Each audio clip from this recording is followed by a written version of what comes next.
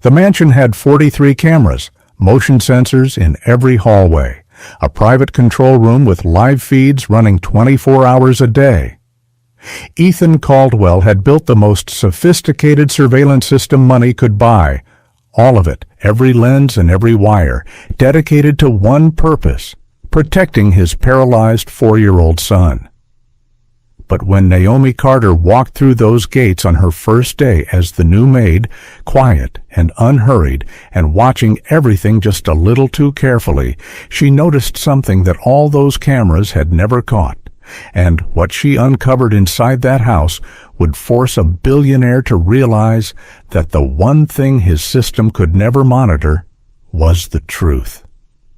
Just before we get back to it, I'd love to know where you're watching from today, and if you're enjoying these stories, make sure you're subscribed. The gates opened slowly, like something reluctant to let her in. Naomi Carter sat in the back of the hired car, watching the iron bars part with a mechanical precision that matched everything else she'd read about Ethan Caldwell. The driveway stretched ahead like a runway, flanked by perfectly trimmed hedges that hadn't been allowed to grow a single inch out of place. The mansion at the end of it was massive: white stone, tall windows, and a front entrance framed by pillars that were more statement than necessity. Beautiful, she thought, and completely cold. She'd worked in wealthy homes before. Old money estates in Connecticut where the wallpaper was faded but the pride wasn't. Modern penthouses in Manhattan where everything was automated and nothing was personal. But this place was different in a way she couldn't immediately name. She felt it before she even stepped out of the car, a stillness that wasn't peaceful.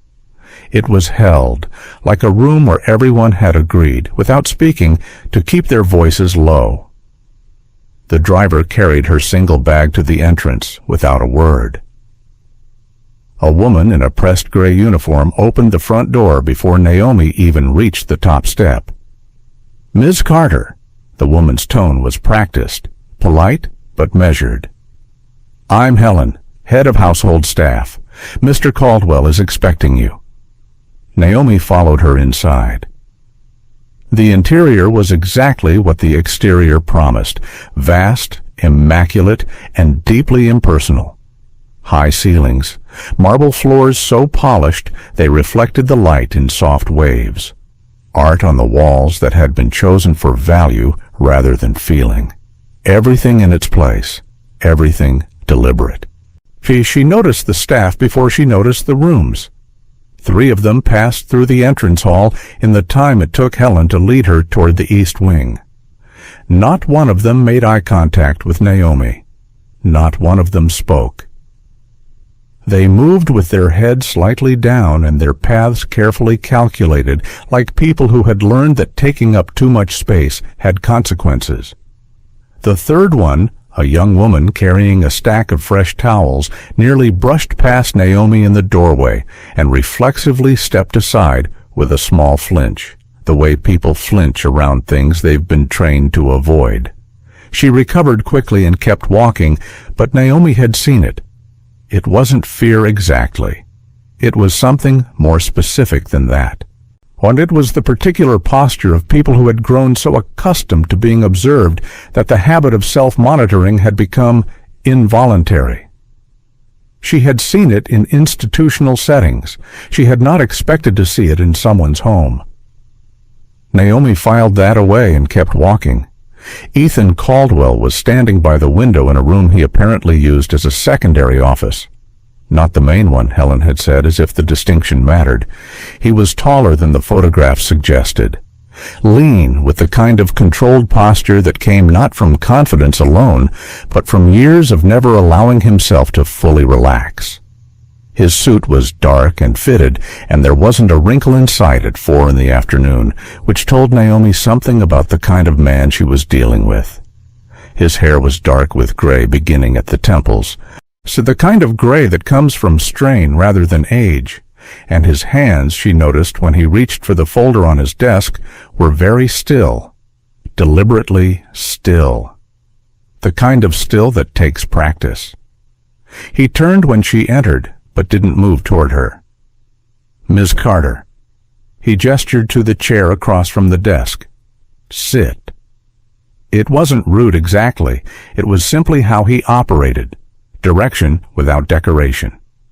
She sat. He remained standing. You come with strong references, he said, looking at a folder on his desk rather than at her. Dr. Harmon speaks highly of your work with children in difficult recovery situations. Dr. Harmon is generous, Naomi said. Ethan finally looked up.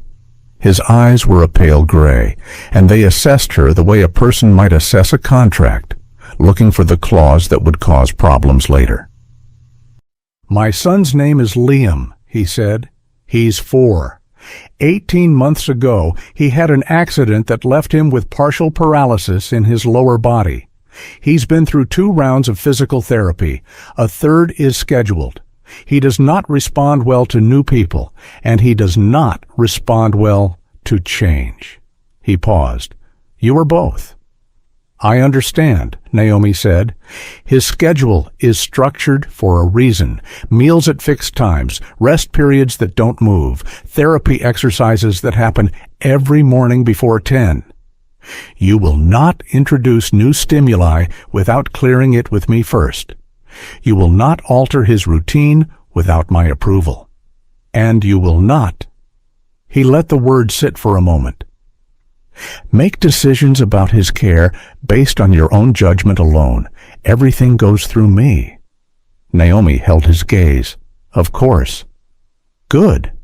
He closed the folder. Wait, Helen will show you the rest of the house. There are areas that are off limits. She'll tell you which ones. Any questions you have about the property go to her. Questions about Liam come to me.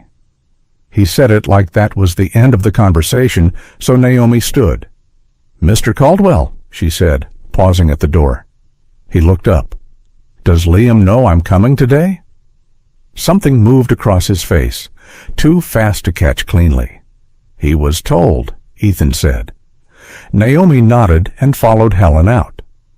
The tour of the house took nearly 40 minutes, and that was without going into the East Wing's upper level, which Helen skipped over with a smooth redirect that Naomi noticed but didn't push.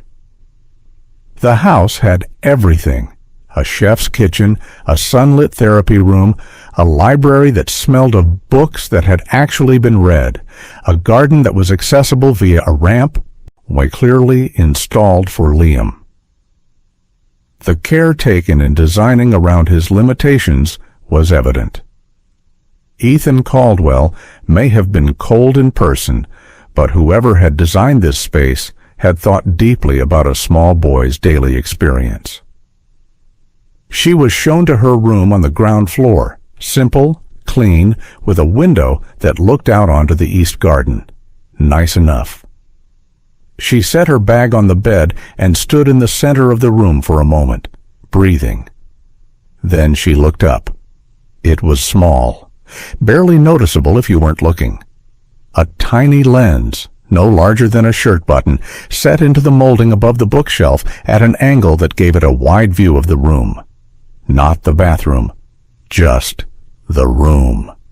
Naomi looked at it for exactly 2 seconds, then turned away and began unpacking. She'd known about the cameras before she arrived, but it was part of why she'd taken the position. She met Liam that same evening, just before his dinner. He was in the therapy room when Helen brought her in, seated on a low padded bench, his small hands resting on his knees, with a stillness that no 4-year-old should naturally have. The room itself was thoughtfully designed, low shelving with toys arranged within reach of a seated child, soft light from 2 lamps rather than the harsh overhead fixture, a ramp connecting the slightly raised section where the equipment sat to the main floor. Someone had thought carefully about all of it, about what Liam's daily experience of the world would look and feel like at his height, from his position. That care was visible in every detail, and it made Ethan Caldwell harder to read, not easier. A man who did this much for his child's comfort and this little to warm a room with his own presence was a man who expressed love through logistics. His physical therapist, a quiet man named Greg, was packing up for the day, and a caretaker named Sandra, mid-50s, efficient-looking, with silver-streaked hair pulled back tight, stood near the door with her arms folded. Liam looked up when Naomi entered. He had his father's gray eyes, but where Ethan's were calculating, Liam's were watchful in a different way. Careful, like a child who had learned very early that the world required close attention. "Liam," Greg said gently, "this is Naomi. She's going to be helping around the house." Liam looked at Naomi without speaking. He didn't look afraid. He just looked at her the way someone looks at something they aren't sure they can trust yet. Openly uncertain, which was at least honest. Naomi crouched down to his level. "Hi," she said simply. Nothing more. He didn't respond, but he also didn't look away. That was something. Sandra stepped forward. "He's had a long day. He needs dinner and then rest." Her tone wasn't unkind, but it was firm in a way that felt more like a boundary than a fact. Naomi stood. "Of course," she said. "I'll let him settle in." She caught Liam's eyes one more time on her way out. He was still watching her. And in those eyes, beneath the quiet and the careful stillness, was something she recognized. Not from a textbook, from experience. He was holding something in, something heavy. That night, the house settled into its rhythms. Dinner was served at 6:30 on the dot. Staff ate separately in a small dining room near the kitchen. Naomi sat with two other full-time staff members, a groundskeeper named Paul, who mostly talked about the weather, and a young woman named Becca, who cleaned the upper floors and answered every question in monosyllables. Naomi watched and listened. After dinner, she walked the first floor slowly, under the pretense of learning the layout.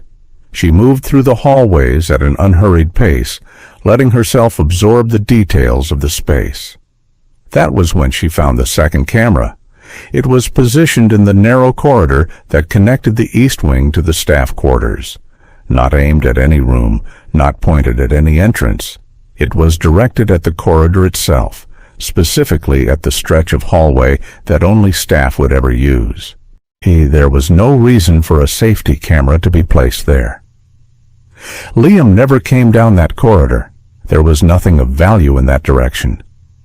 She stood in front of it for a moment, looking at the small green indicator light, thinking. Then she walked on. Across the house, in a room that wasn't on any floor plan Helen had shared, Ethan sat in front of a wall of screens. 12 feeds, all active. The kitchen, the therapy room, the garden, the hallways, the entrance, the guest quarters, the staff corridor. He watched Naomi pause in front of the staff corridor camera and look directly into the lens. His hand, resting on the desk, went still. She held the look for a moment, not long enough to be theatrical, just long enough to be deliberate. Then she walked away.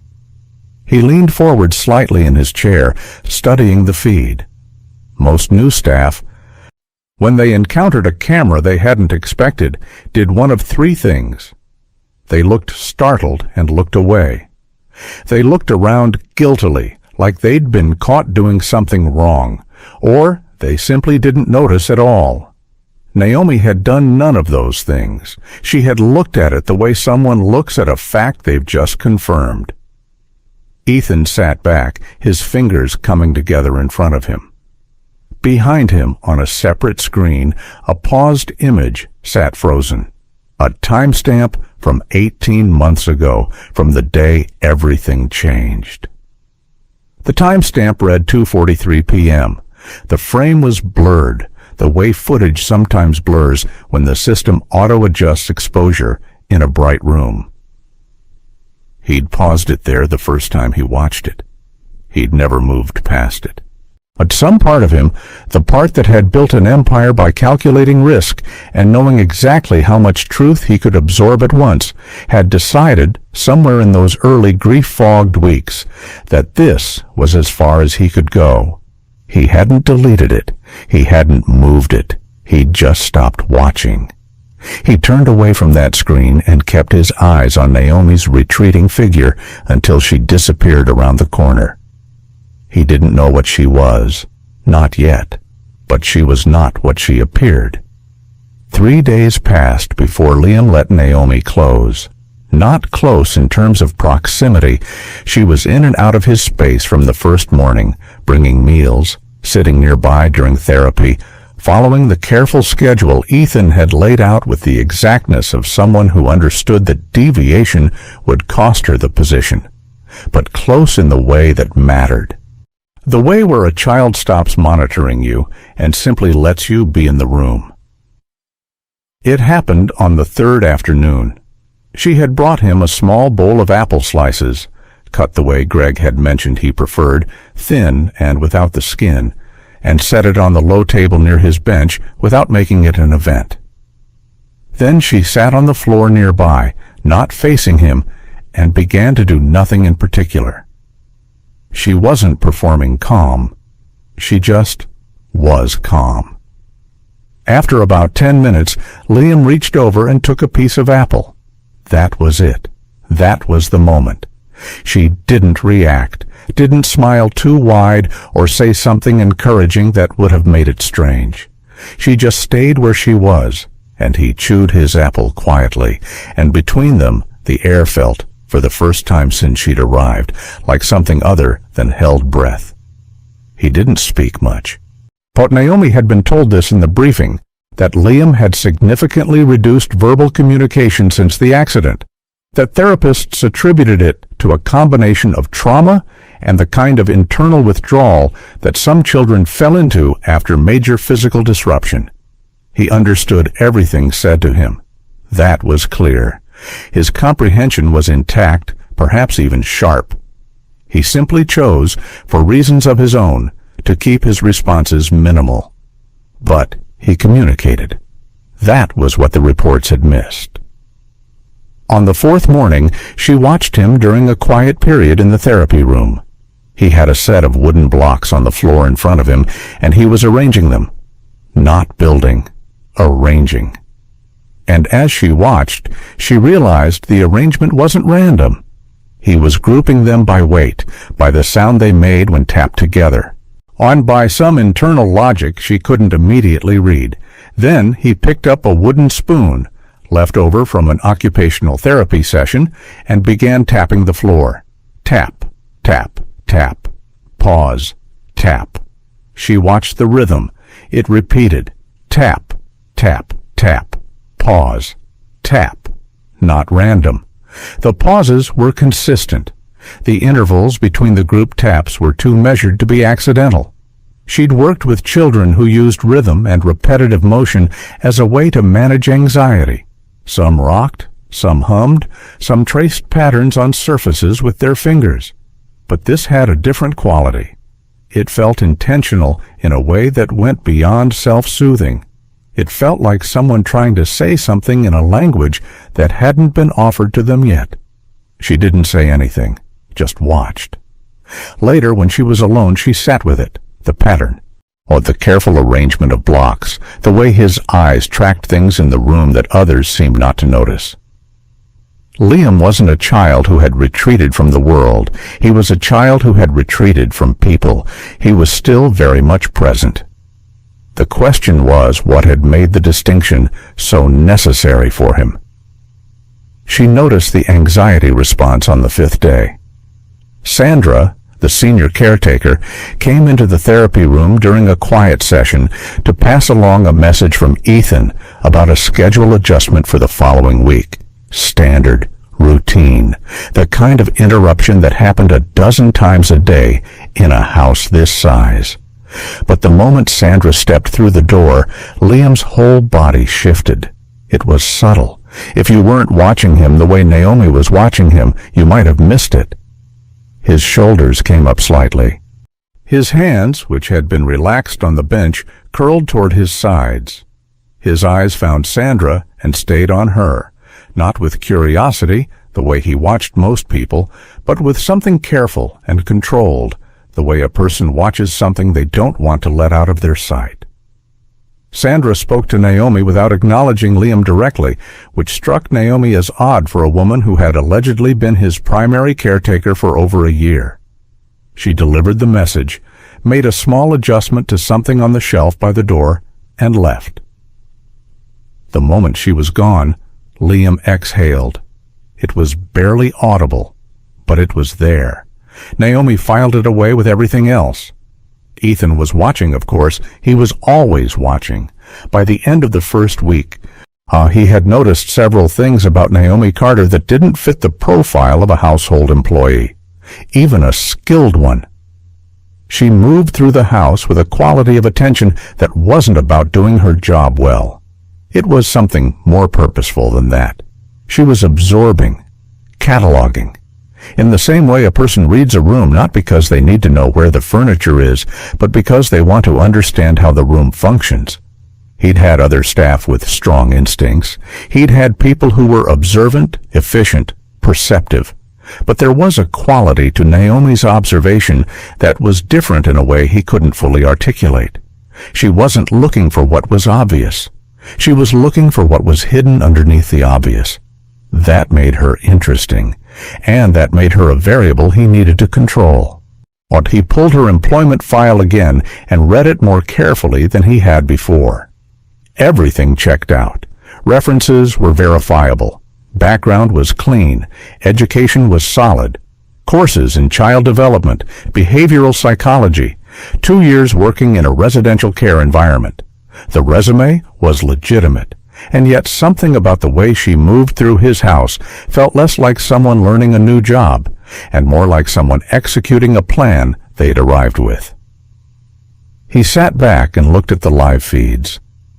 On the screen showing Liam's therapy room, Naomi was sitting on the floor while Liam arranged his blocks, and she was watching him with the kind of focused, unhurried attention that you couldn't teach someone. You either had it or you didn't.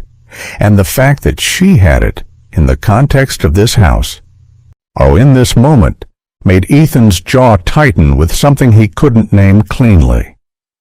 He reached over and pulled up the audio feed for the east hallway. The phone call happened just after 10 at night. Naomi wasn't supposed to be in the east hallway at that hour. She was heading back from the kitchen with a glass of water when she heard Ethan's voice, low, clipped, and tight in the way that voices get when someone is working very hard to keep them level. She slowed without stopping. "I need you to understand that this cannot come out." His voice came from behind the slightly open door of the secondary office. "Not now, not until I know what I'm dealing with. Everything has to stay contained." A pause. He was listening to whoever was on the other end. "No. No one talks to anyone outside this house." "I made that clear 18 months ago, and I'm making it clear again now. What happened to Liam stays inside these walls until I decide otherwise." Another pause. "I don't care about the legal timeline. What I care about is my son. And right now, the best thing for him is that nothing changes. Not the story, not the people around him, nothing."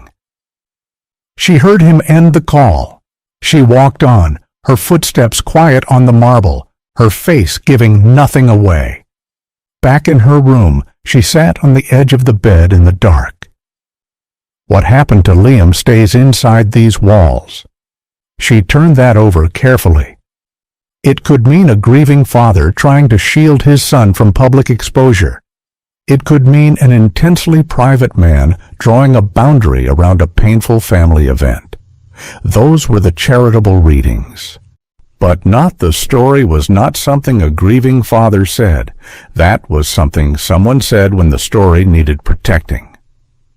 The game started the following afternoon. She set up a simple arrangement, colored blocks on one side of the table, a set of picture cards on the other. She'd cleared it with Greg, framing it as a sensory engagement exercise, which it also happened to be. She sat across from Liam and let him set the pace. She started with easy cards, animals, objects, things with clear associations. "Can you show me which one is the dog?" she'd say, and he'd push the card forward without hesitation. Then, slowly, she shifted the nature of the questions. Not aggressively, just gently, the way you shift a conversation by degrees rather than angles. She put down a card showing a house. "Can you show me something that made you feel scared?" He looked at the card for a long moment, then he reached out and covered it with his hand. She moved on without pressing, but her heart was doing something loud behind her sternum. Later, she placed a card showing two people standing close, ambiguous, not threatening, and asked him to show her, using the blocks, which one of the people felt angry. His hand hovered. Then, slowly, he moved a red block to one side of the table. And the other blocks, all of them, he pushed to the opposite side. One figure, separate, alone.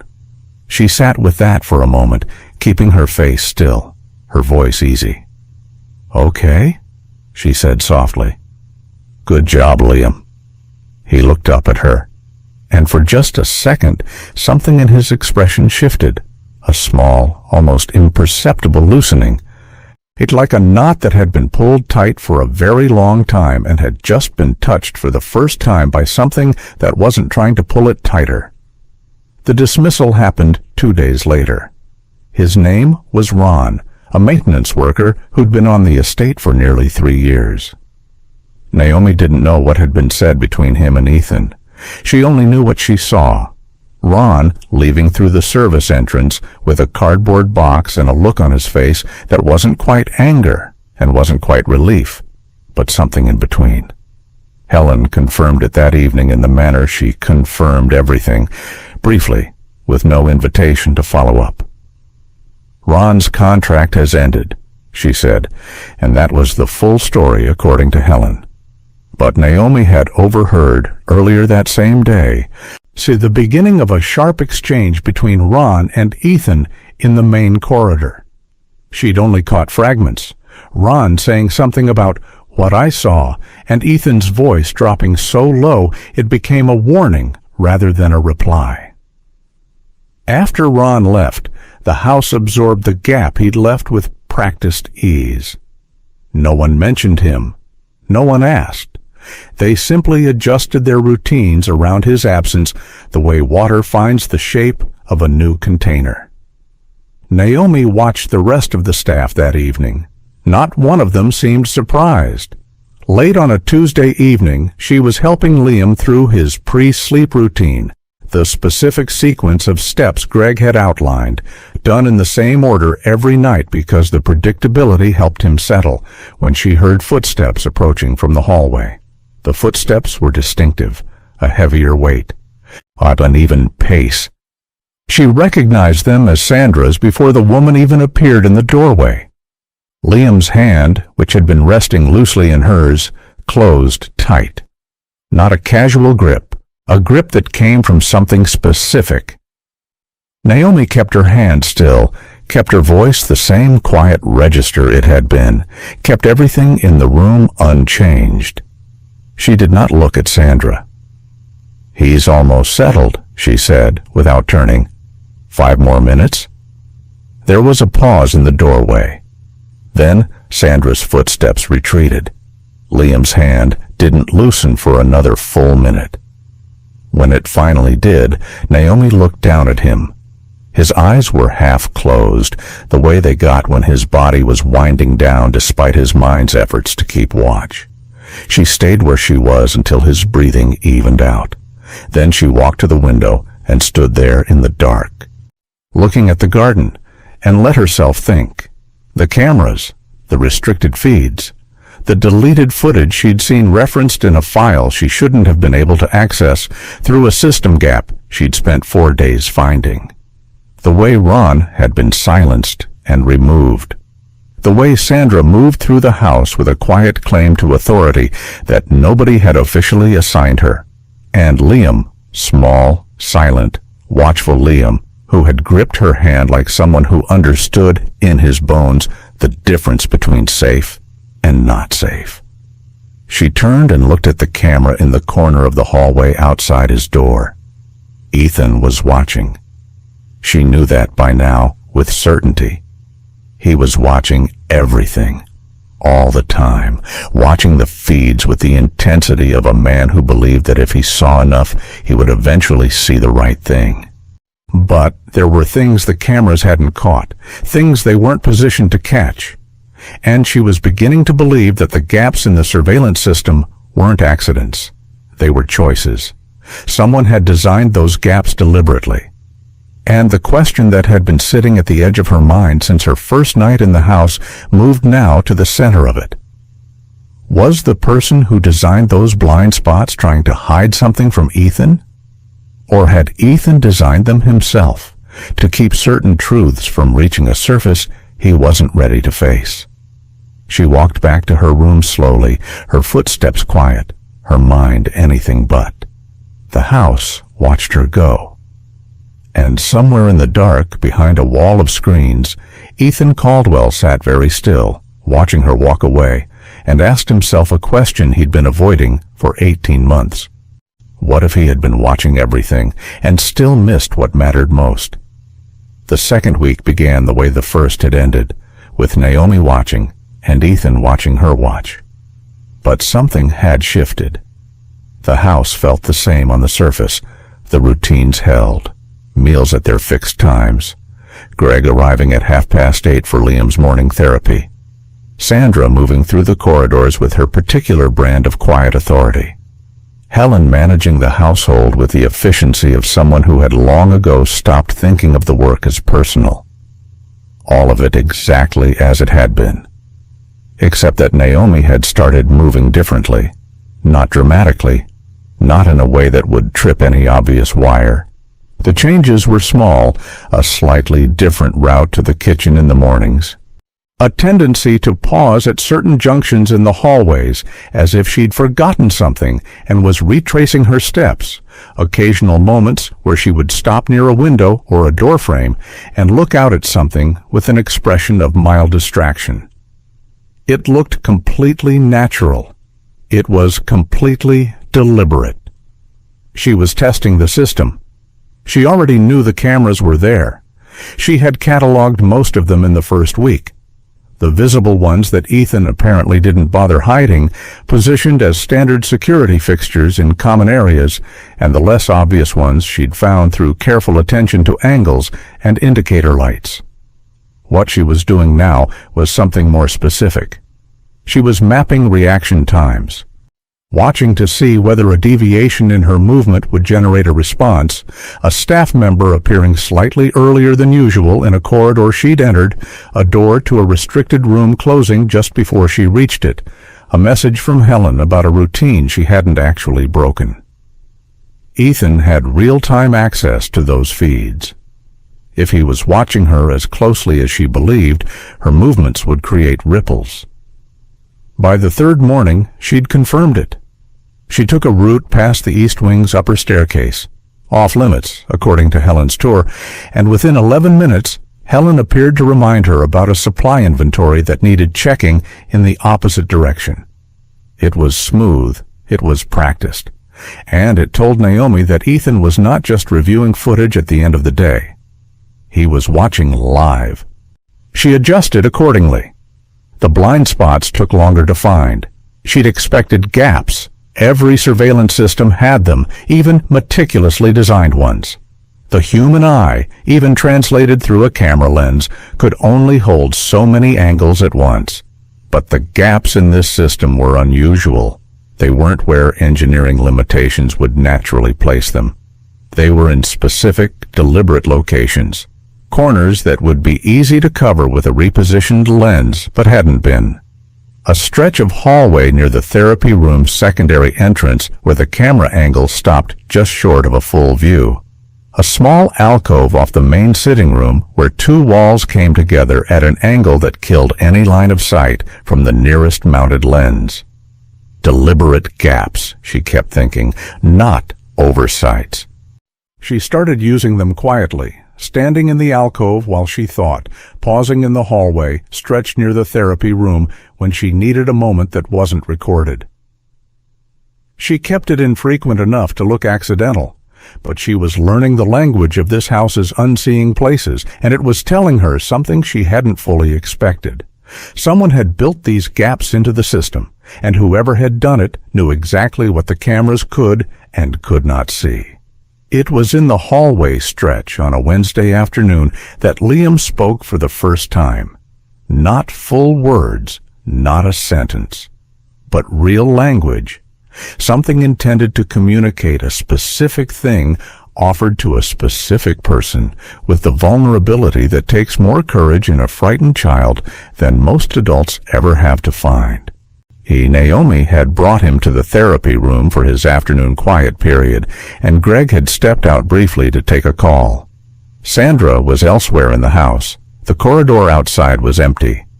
Naomi was seated on the floor near the low bench, close enough to be present but far enough not to crowd him, and Liam was holding a small wooden block in both hands, turning it over slowly. She wasn't asking him anything. She was just there. Then, very quietly, in a voice that was barely more than breath-given shape, "Loud," he said. And then, after a pause, "Before."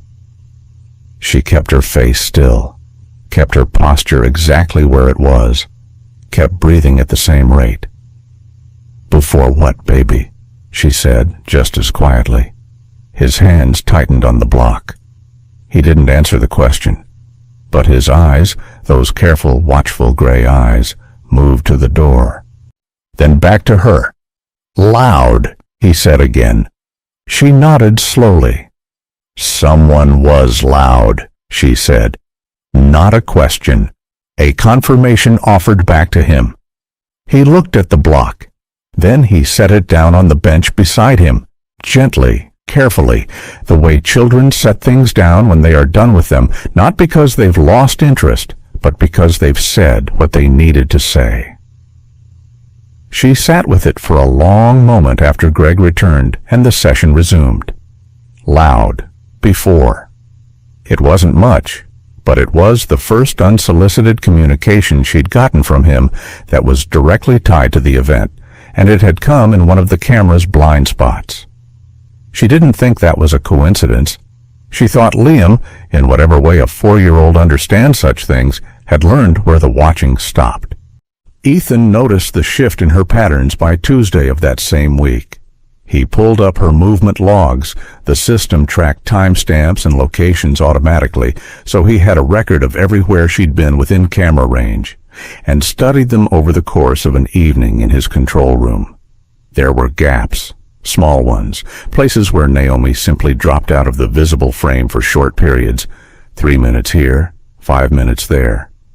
The system flagged these as normal dead zones. Ethan had always known they existed. He hadn't considered them a liability because staff didn't generally know about them.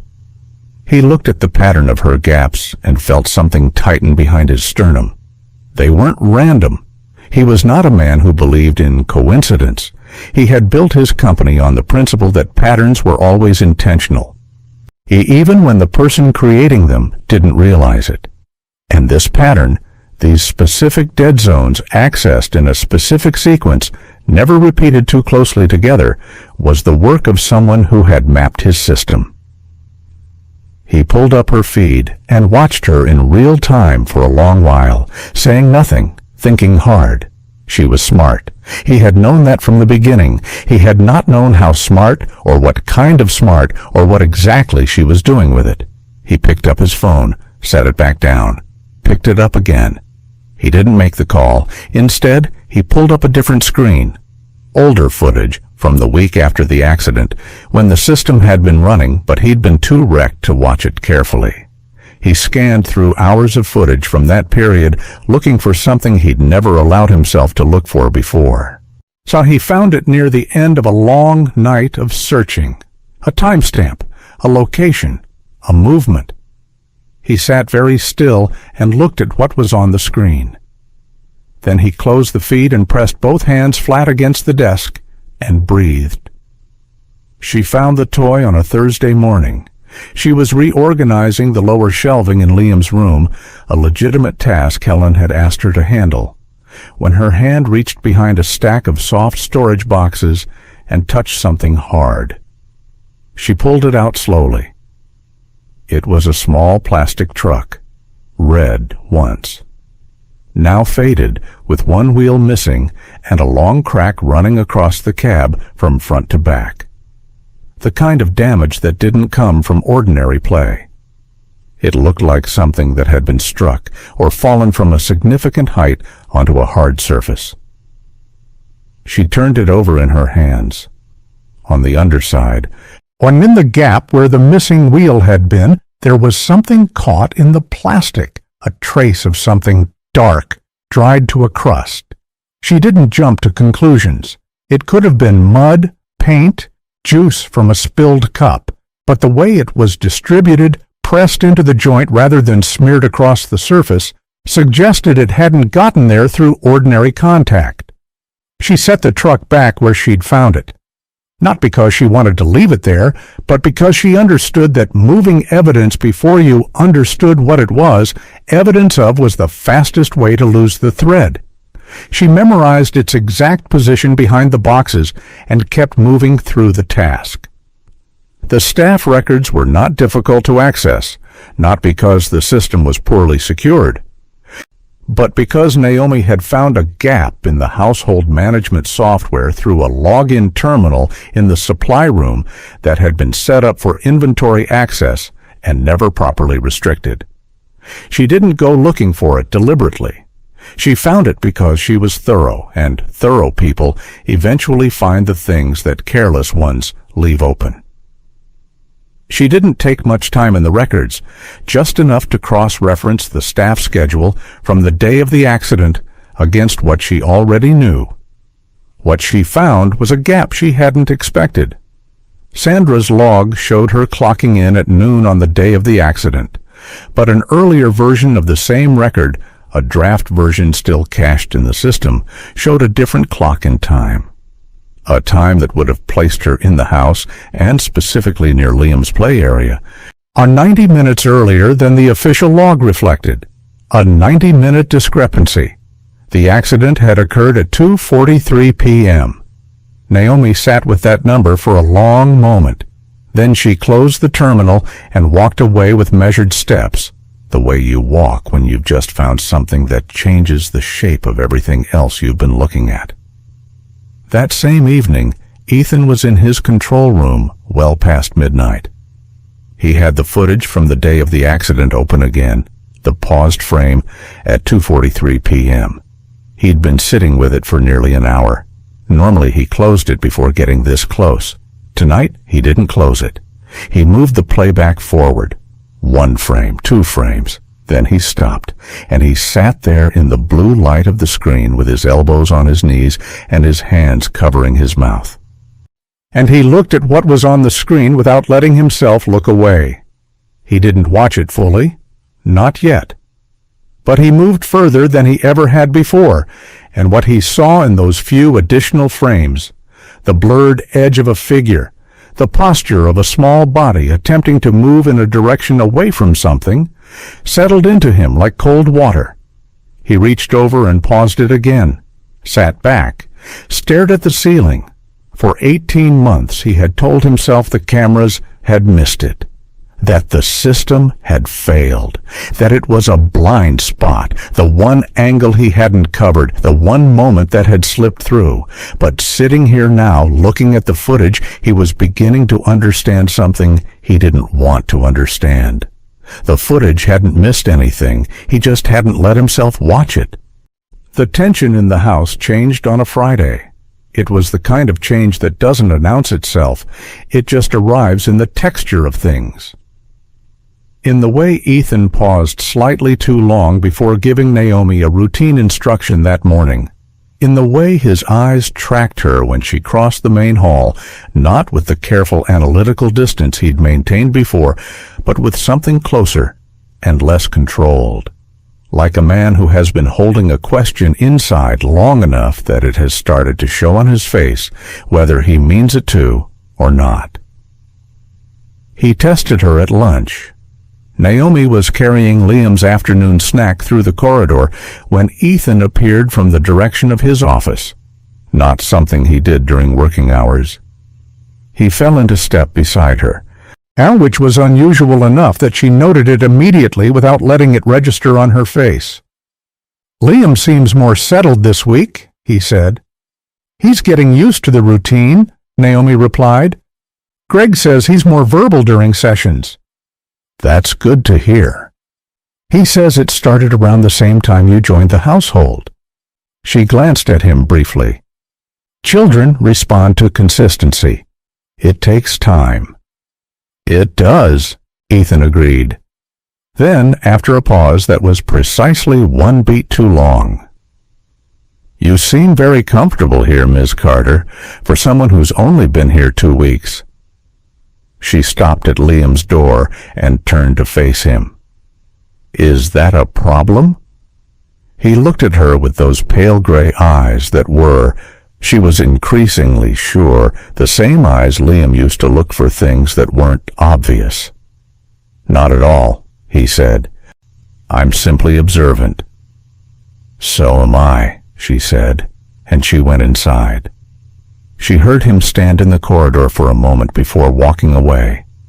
She decided that evening that it was time. Not the full truth. Not yet. The full truth required more than she currently had, and offering it prematurely would only close doors she still needed open. But she could give him enough. Enough to reframe the way he was looking at her. Enough to make him consider that she might be more valuable as an ally than a suspect. She asked Helen to pass along a message that she'd like a brief word with Mr. Caldwell after Liam's bedtime routine. Helen passed it along with the particular neutral expression of someone who has learned not to react to anything. Ethan was in the secondary office when she arrived. He didn't look surprised to see her, which told her he'd been expecting this in some form.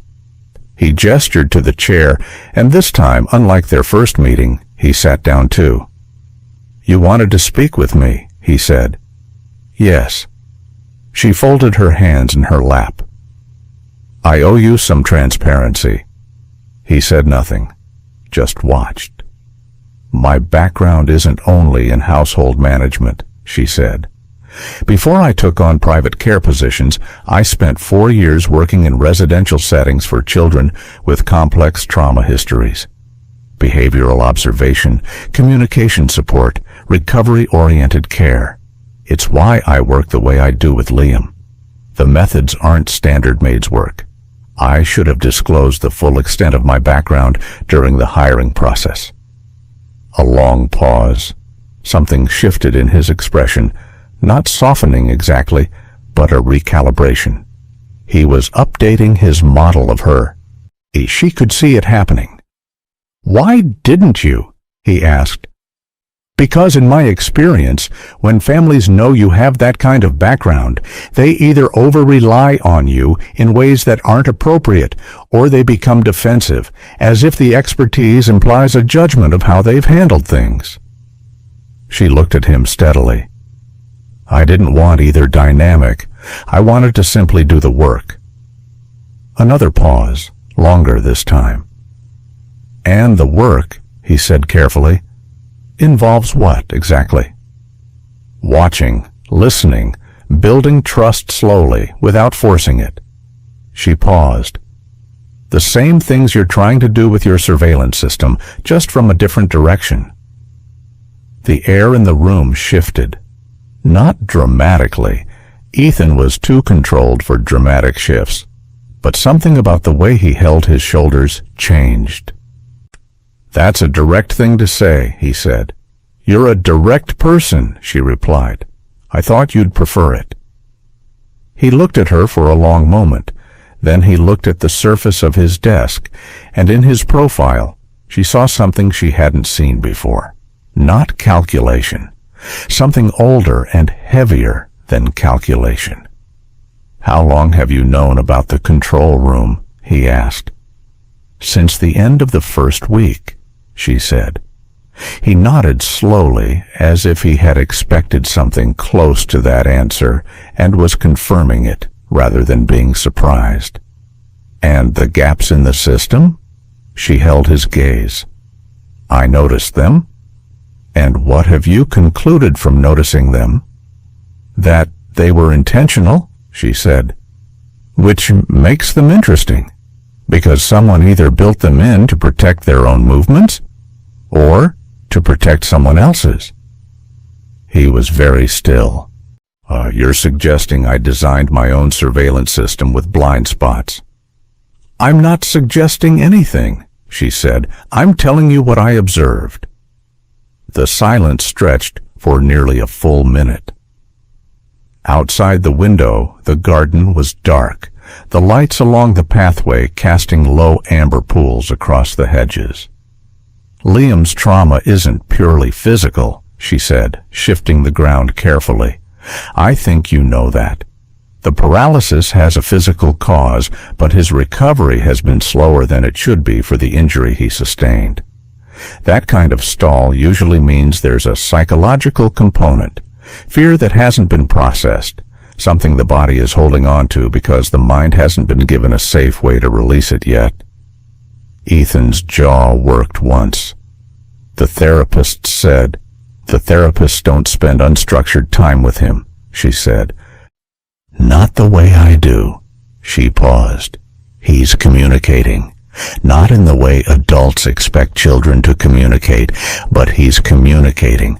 And what he's communicating suggests that the accident wasn't something that happened to him randomly.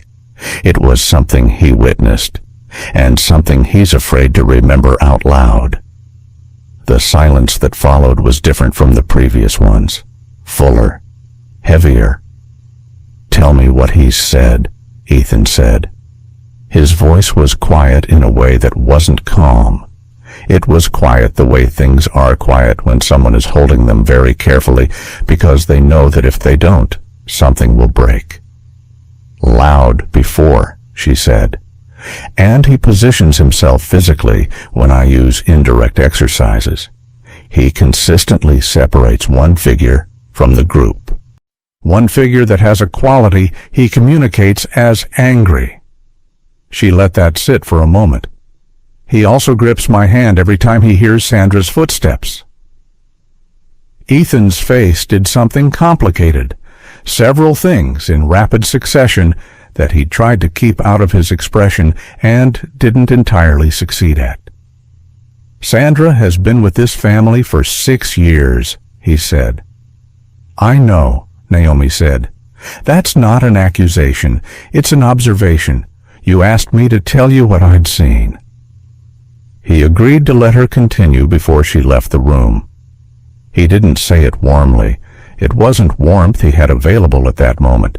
He said it the way a person authorizes something they are not sure of but cannot find a reason to deny. "Keep doing what you're doing," he said, "but nothing changes without me knowing about it." "Agreed," she said, and she meant it. What she didn't tell him was that she'd already found the access point to the system backups. She'd located it 3 days earlier through the same terminal gap in the supply room, a secondary archive that wasn't part of the live system, that ran on a separate server, and that hadn't been wiped with the same thoroughness as the primary footage logs. She hadn't accessed it yet. She'd been waiting until she understood enough of the rest to know what she was looking for when she found it. She was almost there. She confronted the inconsistency in Sandra's time card the next morning. Not directly, she was too careful for that. She brought it up sideways, the way you bring up the thing you actually want to talk about by talking about something adjacent to it.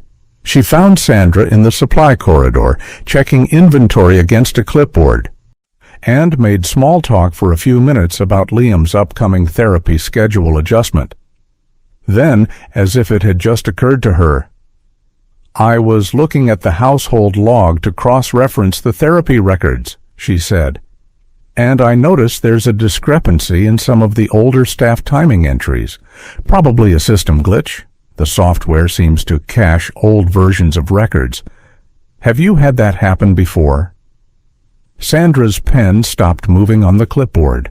It was less than a second. Then it resumed. "Systems have errors," Sandra said, her voice entirely even. "You'd need to take that up with Helen." "Of course," Naomi said. "I just wondered if you'd seen it, since you've been here longest." Sandra looked up then. Her eyes were calm, very calm, in the practiced way that calm becomes a mask rather than a state.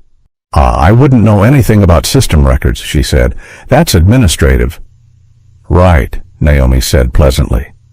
"Of course." She walked away. Her heart was steady. Her hands were steady. Inside, she was turning over everything she'd just seen in Sandra's half-second pause. The way the pen had stopped, the quality of the stillness before the recovery, the precision of the denial. "I wouldn't know anything about system records. Not, I don't know what you mean. Not, what kind of discrepancy?" She had gone directly to denial, and she had done it without asking for clarification. That was the response of someone who had already rehearsed it. There was something else, too, smaller. The way Sandra had looked up from the clipboard when she answered, not at Naomi's face, but just past it, a half-inch to the left. Young Naomi had interviewed enough people in enough difficult circumstances to know what that displacement meant. It was the look of someone who was not lying about the specific words they were saying, but about the thing underneath them. Sandra genuinely did not handle administrative records. That part was probably true.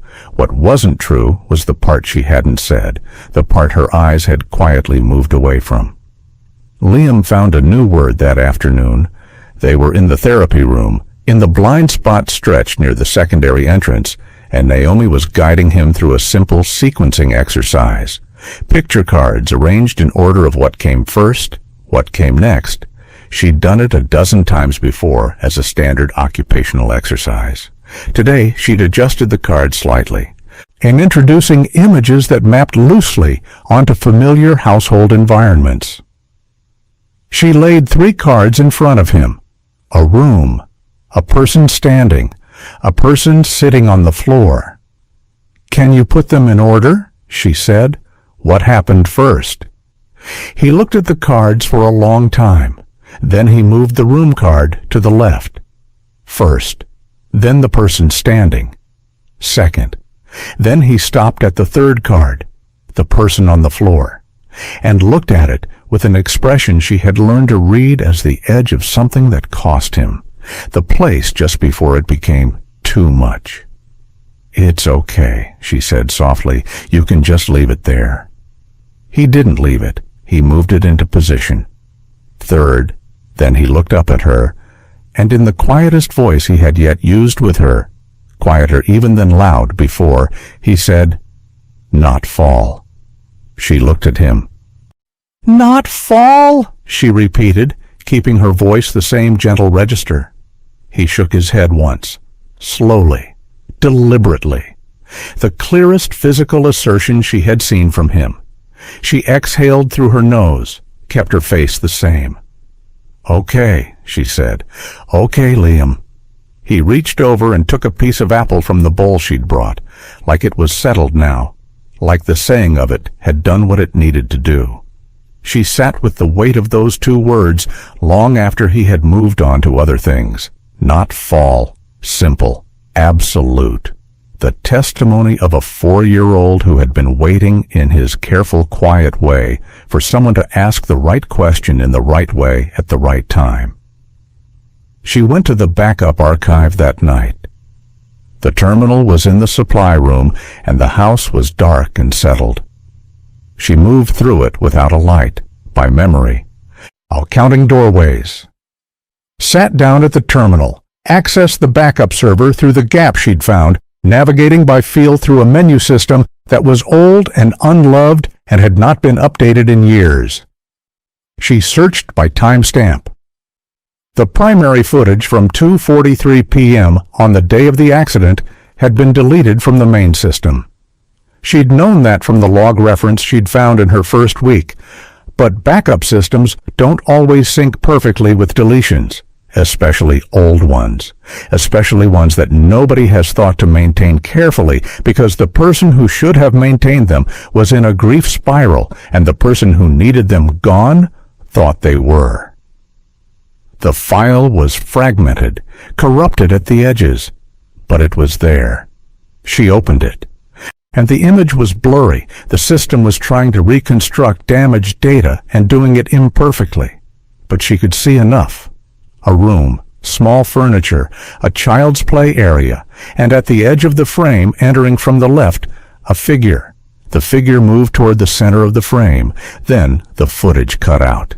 She sat in the dark supply room and looked at the frozen, pixelated image on the screen. Her pulse was very even.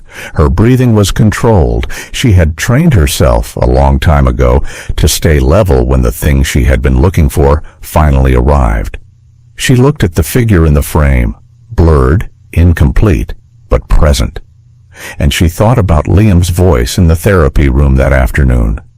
2 words offered to her with the simple certainty of a child who had been carrying a truth he had never been asked to name. Not fall. She saved the fragment to a separate drive she'd brought with her. Then she closed the terminal, sat for a moment in the dark, and for the first time since she'd walked through the gates of this house, allowed herself to feel the full weight of what she was now holding. She had the beginning of what she needed. And somewhere in a room not far from here, a 4-year-old boy was sleeping, and slowly, in the way that truth sometimes works, beginning to breathe a little easier. 3 days after she saved the fragment, Naomi watched it again. She waited until after 2 in the morning, when the house had settled into the particular deep quiet that only came after midnight.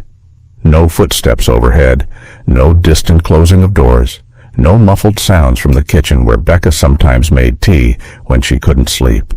Naomi sat on the edge of her bed with her laptop open and the brightness turned all the way down, and she played the recovered clip from the beginning. It lasted 41 seconds before the corruption swallowed it. She played it 4 times at normal speed, letting herself absorb the whole thing before she started breaking it apart. The image quality was poor. The reconstruction algorithm had done what it could with a damaged file, and what it could manage was a grainy, slightly smeared version of reality. But the content was there, a child's play area, Liam's toys arranged on the floor, a window in the background letting in afternoon light that placed the time consistent with the 2:43 p.m. timestamp, and a figure entering from the left side of the frame. The 5th time she played it, she went frame by frame. The figure's face was unresolvable, too much blur, too much compression artifact in that section of the image. She'd expected that. She moved her attention to other things. Posture, build, the angle of the shoulders, the way the figure moved, not tentatively, not with the hesitation of someone uncertain whether they should be in that space, but with the particular ease of someone who entered that room often and considered it theirs to enter. That narrowed things, but not enough. She kept going, frame by frame, looking for something the corruption hadn't swallowed. She found it on the 31st frame. The figure's left hand came into clearer focus for approximately 2 frames as they moved, the lighting from the window catching that side of the body at a slightly better angle than the rest of the clip managed. And on the 4th finger of that hand, catching the light in a small bright point, was a ring. She paused, zoomed in until the pixels became abstract, but the shape was still readable. Wide band, not thin, with what appeared to be a flat face rather than a stone setting. A signet-style ring, distinctive enough if you knew what you were looking for. She sat back and let her breathing settle. Then she put the laptop away and lay in the dark, and thought about everyone in this house whose hands she had looked at, cataloged, and filed away without appearing to notice. She began watching hands the next morning. It was easy enough to work into the natural rhythms of the day. Passing a glass of water, adjusting a collar, handing over a clipboard. Hands were constantly in motion in a working household. And a person paying attention to them drew no more notice than a person paying attention to anything else, which in this house was already a described part of Naomi's visible behavior. Greg's hands, no rings, a silicone sports band on his left wrist. Helen's hands, a thin gold wedding band on her right hand, a small diamond stud ring on her index finger, neither matching the shape in the footage. Becca, no rings at all, a habit of keeping her hands in her pockets when not working. Paul, the groundskeeper, a thick silver ring on his right hand, but Paul was almost never inside the main house and had not been listed on the staff roster for the day of the accident. She went through the day methodically, without rushing. She had learned a long time ago that rushing produced mistakes. And mistakes in situations like this one didn't just cost you information, they cost you access. It was mid-afternoon when she found it. She was carrying Liam's afternoon snack toward the therapy room when Sandra came around the corner from the opposite direction, and their paths crossed in the narrow junction near the secondary entrance. Sandra stepped aside briefly to let Naomi pass. Her left hand was raised, resting against the doorframe. The ring was on her fourth finger, wide band, flat face, slightly oxidized silver, the way silver gets when it's worn constantly and not often polished. It sat exactly where the point of light had sat in the footage. Naomi kept walking. She said something pleasant about the weather, and Sandra said something back, and they moved on. And nothing in Naomi's voice or face or pace indicated that anything had just happened. But her heart had done something sharp and sudden behind her ribs, and she had to work consciously to keep her stride even until she was through the door. Ethan was in his control room that same afternoon.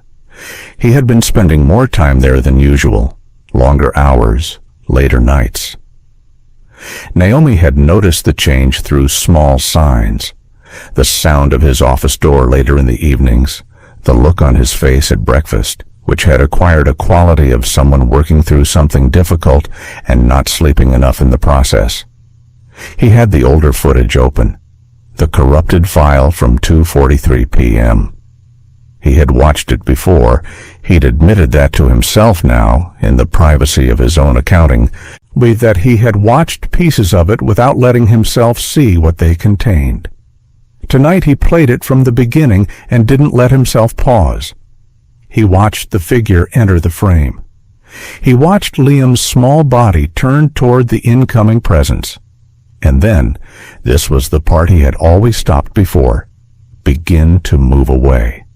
Not a stumble, not a loss of balance, a deliberate attempt to increase distance from the figure moving toward him. Ethan pressed his hands flat on the desk again, the way he had the night he'd first moved past his stopping point. He kept watching.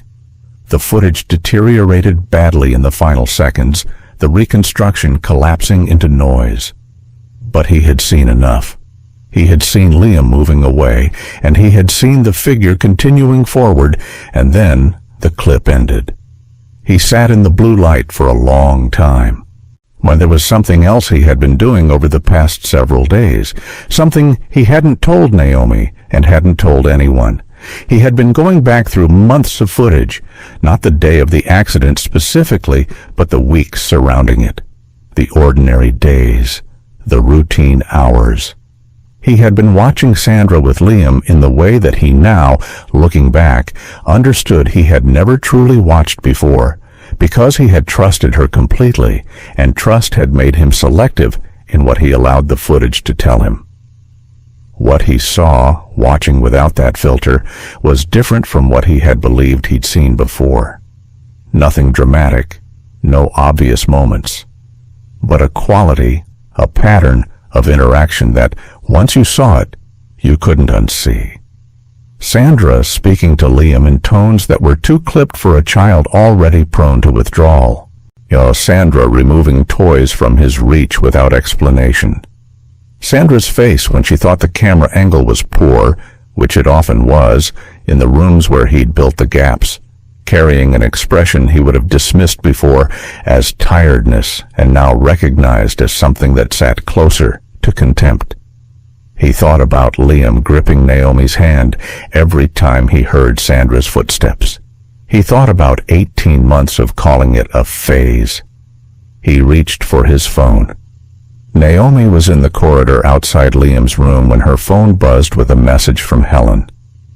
Mr. Caldwell would like to meet this evening, 9 o'clock, his office. She read it, put the phone away, and went in to check on Liam. He was awake, sitting up in his bed with a book open in his lap, a picture book about animals he couldn't read yet, but liked for the illustrations. He looked up when she came in, and something in his face did the thing it had started doing recently, the thing that had taken her a week to identify correctly. It wasn't exactly a smile. It was the expression of someone who has been waiting for a specific person and is relieved that it's them at the door. She sat on the edge of his bed and looked at the book with him for a few minutes without speaking. Pointed at an elephant, pointed at a giraffe. He touched each picture with one small finger, tracking them. Then, without preamble, he looked up at her and said, clearly and quietly, "Not fall. Pushed." 2 words more than last time, and the second one, pushed, landed in the room with a weight entirely disproportionate to its size. She held his gaze and nodded slowly. "I know," she said, softly, steadily. "I believe you." He looked at her for a moment longer, then he looked back at the book. She stayed until he was asleep, and then she sat in the corridor outside his door with her back against the wall and both hands in her lap, and let everything she was carrying settle through her in the way it needed to before she could move again. Not fall. Pushed. She already knew. She had known since the hallway with Sandra's ring.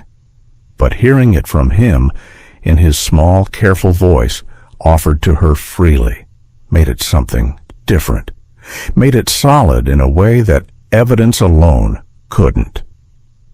She was at Ethan's office at 9 o'clock precisely. He looked like he hadn't eaten. He was standing when she arrived, couldn't seem to make himself sit.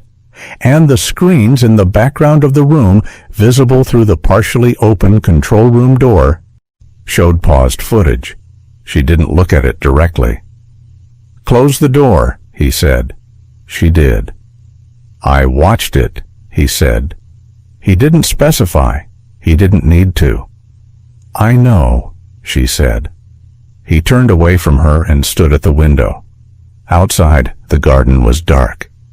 "I've been going through footage for the past week, older footage, from the months before." A pause. "I missed things. I had convinced myself the gaps were technical failures. The camera positions in certain rooms." He stopped. "Were deliberate," she said.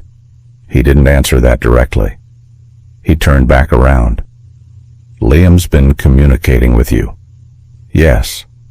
"What has he said?" She held his gaze. "This afternoon," he said, clearly and without prompting, "not fall. Pushed." The silence that followed was the longest one yet. Ethan's face went through something she looked away from. See, not because she didn't want to see it, but because some things deserved privacy even when they happened in front of witnesses. When she looked back, his expression was contained again. But his eyes were different, raw in a way the rest of his face wasn't. "Sandra," he said, "it wasn't a question." "I can't tell you that yet with certainty," she said carefully. "What I can tell you is that the recovered footage shows a figure entering Liam's play area in the minutes before the accident. The figure wears a ring that I have matched, physically, to a ring currently worn by Sandra. She paused. And Liam shows a consistent, specific fear response to Sandra that he shows to no one else in this household. Ethan was very still. I also found a time card discrepancy, she continued. Why, Sandra's official log places her elsewhere at the time of the accident. A cached version of the record places her 90 minutes earlier, which would put her in the house and near Liam's play area during the relevant window. He said nothing for a long time. Why are you telling me this now? He said finally. Because I have enough, she said, and because doing this without you would be wrong. He looked at her with an expression she couldn't fully read, something between gratitude and grief, and the particular anger of a man who has understood all at once the full cost of the system he built. She had anticipated that Ethan would move fast. She had been wrong about that. He did not move fast. He sat with everything she had given him through the night and into the following morning. And when she saw him at breakfast, he looked like a man who had not slept and had no intention of pretending he had. He poured coffee without speaking to anyone and stood at the kitchen window and drank it. And no one in the staff spoke either, because the quality of his silence that morning was the kind that discouraged speech. Naomi understood the delay. She had dealt with people in this position before, people who had trusted completely and discovered the trust had been catastrophically misplaced. There was always a period after the information arrived but before action became possible where the person simply had to hold the weight of it, where they had to absorb what it meant, not just for the event itself, but for every day that had followed the event, every decision made in the shadow of a false understanding. Every morning they had watched their child struggle and told themselves it was healing, when part of what they were watching was the ongoing cost of an unaddressed wound. Ethan was doing that now. She gave him the space to do it. What she could not give space to was Sandra. Something had changed in Sandra over the past 2 days. Naomi couldn't point to a single thing. It was cumulative. A new deliberateness in how Sandra positioned herself, a tendency to appear in corridors that Naomi was using, saying nothing, simply being present in the way that was technically unremarkable, but that had a specific quality of monitoring to it.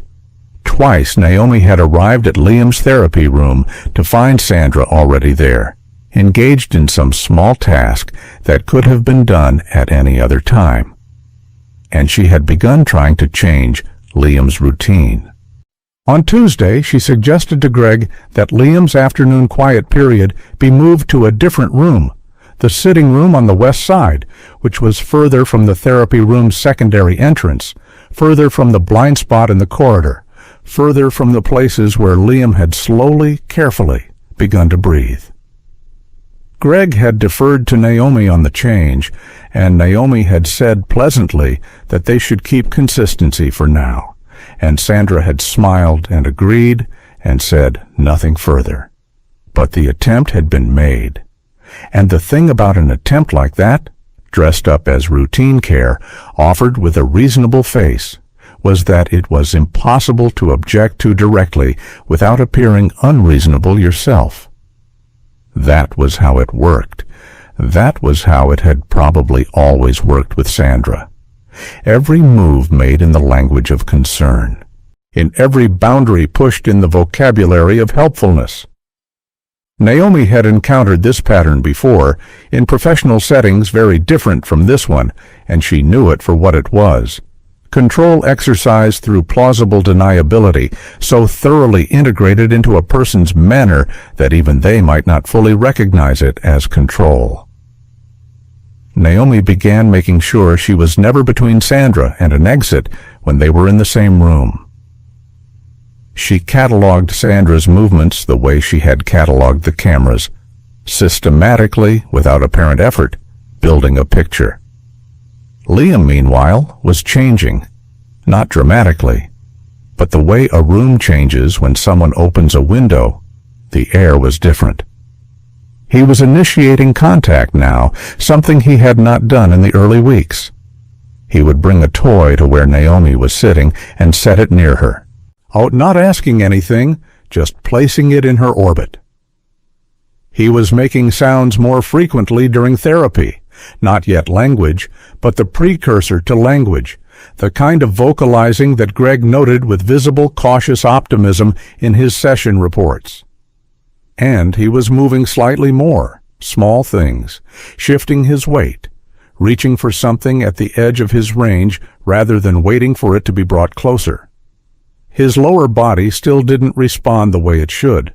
The paralysis was real, physical, present, but there had been a persistent rigidity in his trunk and hips that his therapists had been working against for months, and in the past 2 weeks it had begun, fractionally, to ease. Greg had mentioned it to Naomi quietly after a session. "He's letting his body try more," he said. "I don't know what's different, but something is." Naomi knew what was different. A child who has been carrying fear as a permanent physical state holds it somewhere in the body. When the fear begins, slowly, conditionally, imperfectly, to release, the body follows. It didn't always work that way, but it was working that way for Liam, and watching it happen was the thing in this house that required the most effort to receive without showing. She had dealt with children like Liam before, not in a mansion, not in circumstances this specific, but children who had learned to make themselves small and still as a form of protection. What people misread as damage was often something closer to strategy. The mind finding a way to survive a situation the body had not been able to escape. The challenge was never convincing the child to speak. It was convincing them that speaking would not make things worse, that the person sitting across from them was not another variable in the same equation they had already learned to fear. Liam had taken 2 weeks to reach that conclusion about Naomi, and the progress since then had been quiet but steady and entirely his own. Ethan called her to the control room on Wednesday evening. He had the footage open, not the corrupted clip, but the older material.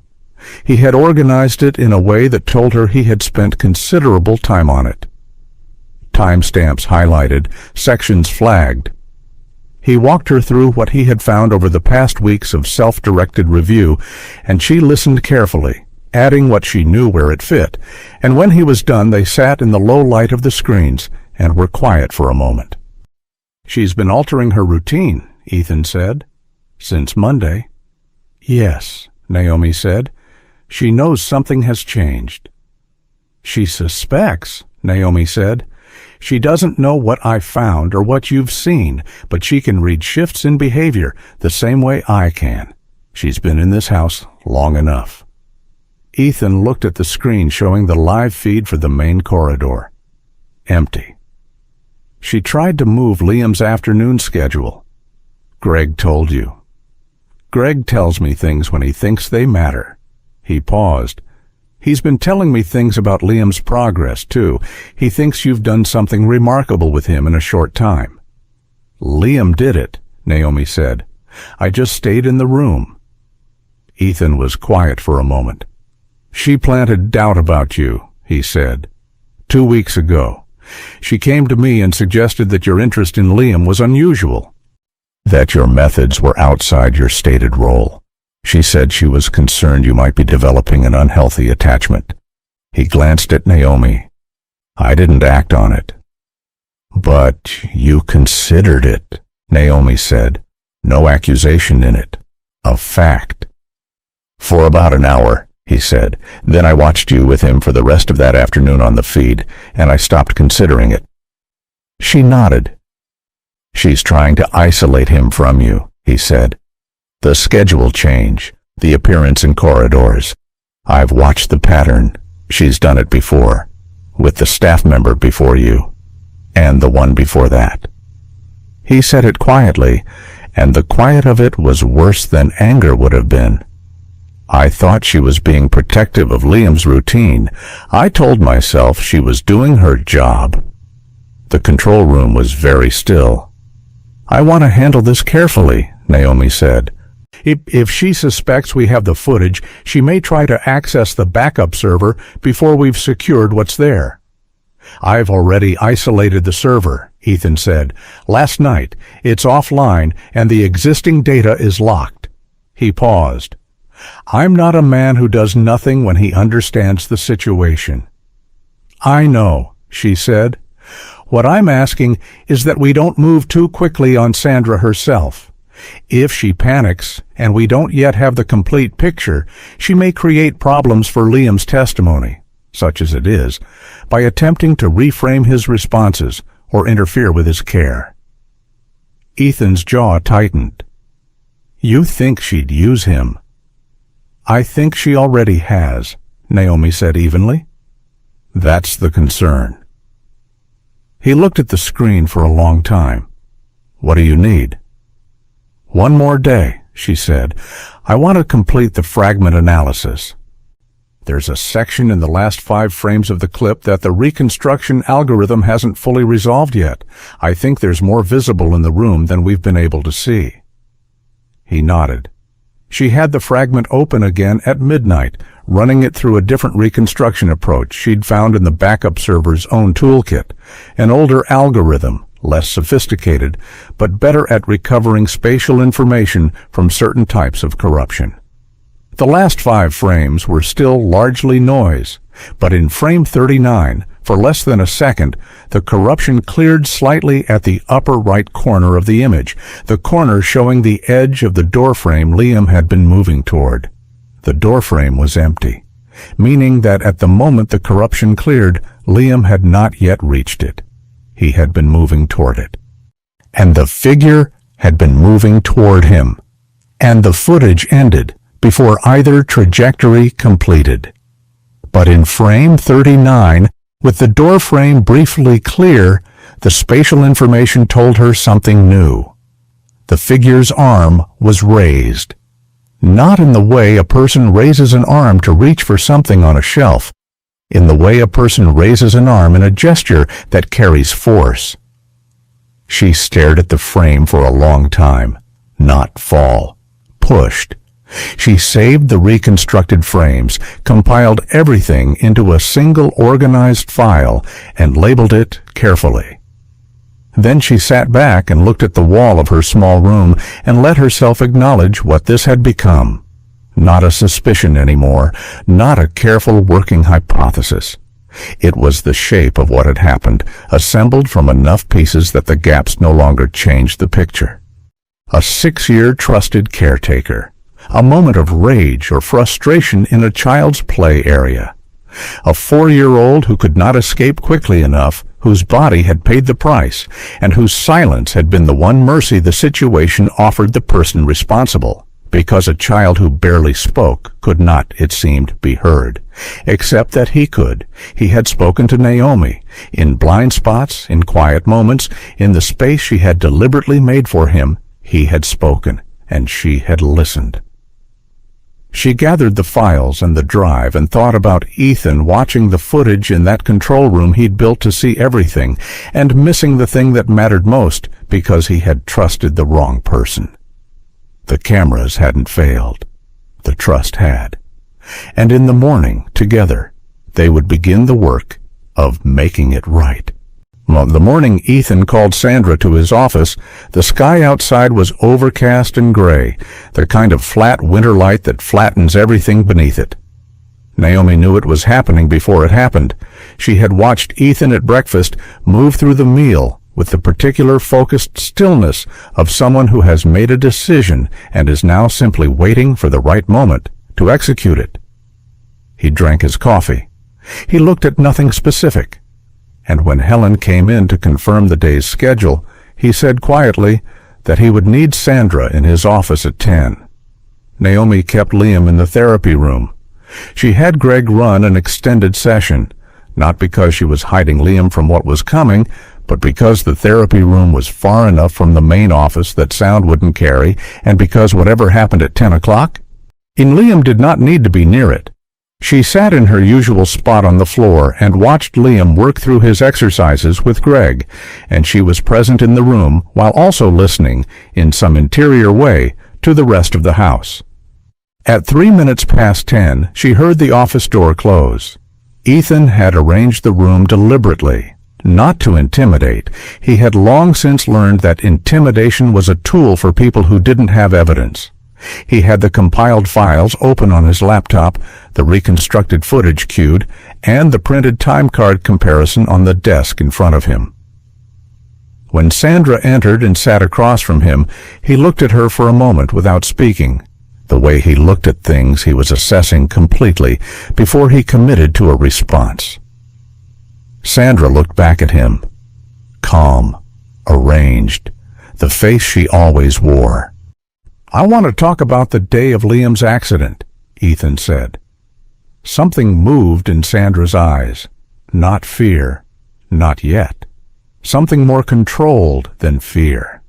A rapid internal adjustment, the kind a practiced person makes when a situation arrives that they have already modeled and prepared for. "Of course," she said. "It was a terrible day. I think about it often."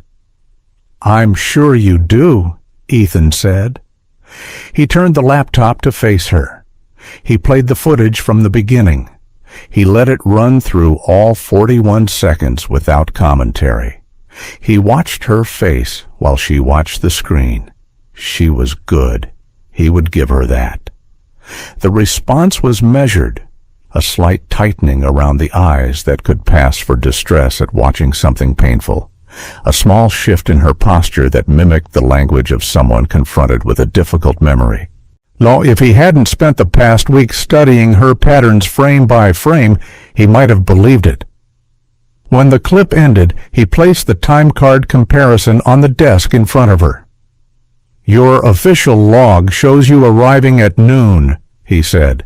"This is the cached original from the system. It shows you arriving 90 minutes earlier, which would place you in this house at the time shown in that footage." Sandra looked at the document. "Systems make errors," she said. "I've said that before." "You have," he said. "To Naomi, in the supply corridor. She mentioned it to me." He paused. "This is the ring visible in frame 31 of the recovered clip." He placed a printed still beside the time card, the zoomed and enhanced frame showing the ring's distinctive shape caught in the window light. "And this is the ring you are wearing right now." The silence that followed had a different texture than the silences before it. Fuller, heavier, the kind that comes when the space for alternative explanations has finally closed. Sandra's composure did not shatter.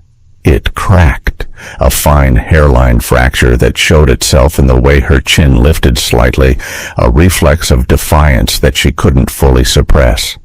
"You don't know what that day was like," she said. Her voice had shifted, less smooth, more effortful. "You were never here. You were always working, always traveling, always somewhere else. And I was the one managing everything, managing him every day, with no support and no acknowledgement, and a child who was..." She stopped. "Who was what?" Ethan said quietly. She pressed her lips together. "It was one moment," she said. "One moment where I lost control. I didn't mean for him to fall." The word landed in the room like something dropped from a height. "He didn't fall," Ethan said. His voice was very quiet. "That's the point, Sandra. He didn't fall." Her jaw worked. "I was frustrated. I had been managing him alone all morning. He wouldn't cooperate with the therapy exercises. He kept moving away and She stopped again. When she started again, her voice had the quality of someone trying to reshape a story around an admission they hadn't intended to make. It wasn't intentional. It was a moment of frustration that went too far, and I panicked, and I didn't know how badly he was hurt at first. By the time I understood what had happened, everything had already started moving, and You changed the log, Ethan said. Yes. You arranged for the primary footage to be deleted. A pause. Yes. You stayed in this house for 18 months, caring for the child you injured, watching him struggle to recover, and you said nothing. She didn't answer that. Ethan stood. He needed to stand. The sitting had become impossible. He walked to the window and looked out at the gray garden and put one hand on the glass and breathed. I trusted you, he said. For 6 years. I trusted you with him completely. I know. Her voice for the first time had something that sounded genuine in it. Not guilt exactly, but the exhausted residue of a person who has been carrying a weight in secret for a very long time and has finally put it down, whether they meant to or not. I know you did. He turned around. I'm going to ask you to wait here. He walked out of the office and pulled the door shut behind him and stood in the corridor for a moment with his back against the wall and his eyes closed. Then he pushed away from the wall and walked toward the therapy room. Naomi looked up when he came in. Greg paused the session instinctively, reading the room. Ethan crouched down in front of Liam. He did it without planning it, just went to his son's level the way Naomi did, the way he had not done. He realized now, in longer than he could account for. Liam looked at him with those careful gray eyes. Hey, buddy, Ethan said. His voice came out rougher than he intended. Liam looked at him for a long moment. Then he reached out and placed his small hand flat against Ethan's chest. Not reaching for him exactly, just placing a hand there, or the way children sometimes do when they are checking that something is still real. Ethan covered it with his own hand and didn't say anything because there was nothing to say that wouldn't have been insufficient. After a moment, he stood. He looked at Naomi. Security is coming, he said. Would you? I'll stay with him, she said. He nodded and left. Sandra was escorted from the property by early afternoon. She left with the same composed face she had maintained for 6 years. Held together from the outside, even as whatever was inside had long since ceased to organize itself coherently. There were no scenes, no shouting. Ethan had made calls that morning, legal, precise, handled with the efficiency of a man who knew how to move resources when he had decided to move them. The matter was now in other hands, and the house would cooperate fully. When she was gone, the door closing behind her with a soft and final click, the house felt different almost immediately. Not lighter exactly, too much had happened for the air to feel light, but less held, less compressed, like a space that has been braced against something for a long time and has finally been allowed to simply stand. It was the specific quality of a room after a window has been opened, not transformed, but breathable in a way it hadn't quite been before. The staff moved through the rest of the day quietly. Helen maintained the schedule without being asked. Greg stayed an extra hour to work with Liam through the disruption. Paul appeared from the garden to fix a gate latch that had been broken for weeks, as if the day had somehow given him permission to address things that had been waiting. Naomi kept Liam's afternoon as normal as she could manage, and he let her, and by evening he was settled in his room with his picture books and his wooden blocks arranged in the particular patterns he favored, and the quality of his stillness was different from the stillness she had first encountered. That first stillness had been a held breath. This one was closer to rest. Ethan spent that evening alone. Naomi knew it because she heard the control room door open and close around 9 o'clock, heard it from her room down the corridor. And then nothing. No voices, no movement for a long time. She went to check on Liam at 10. He was already asleep. She stood in his doorway for a moment, listening to his breathing, then walked back toward her room. She was passing the control room when she saw that the door was ajar. Pale blue light came through the gap. She stopped. Through the door, Ethan was sitting in the chair before the wall of screens. He wasn't looking at the footage. He wasn't reviewing anything. He was just sitting there with his hands in his lap, looking at the screens the way a person looks at a thing they've spent a long time believing in and are now trying to understand the shape of honestly. Then he reached forward. One screen went dark, then another, then another. One by one, methodically and without drama, he shut them off until the room was dark except for the small indicator lights along the desk. He sat in the dark for a moment. Then he stood and walked to the door and opened it and found Naomi standing in the corridor. And they looked at each other for a moment without speaking. "He's asleep," she said. "Good," Ethan said. He looked back at the dark room. "I don't know how to do this differently," he said. "I don't know how to protect him without—" He stopped, tried again. "Every decision I made, I thought I was keeping him safe." "I know," Naomi said, "and instead, you kept him in a house with cameras and schedules and people you'd vetted and resources most parents can't imagine," she said, "and one of those people made a terrible choice and covered it up. That's what happened. Not your system, not your intention, her choice." She paused. "What comes next is just a different approach. Not because the last one was worthless, because Liam needs something the cameras can't provide." He looked at her. "What does he need?" "You," she said simply. "Or in the room, not watching him from another room, in the room with him." He was quiet for a moment, then he looked down the corridor toward Liam's door. "He put his hand on my chest," he said, "in the therapy room when I crouched down." "I saw," Naomi said. "He's never done that before." "He knows you were there today," she said. "Children understand more than we give them credit for. He felt something shift. He was checking that you were still there." Ethan absorbed that.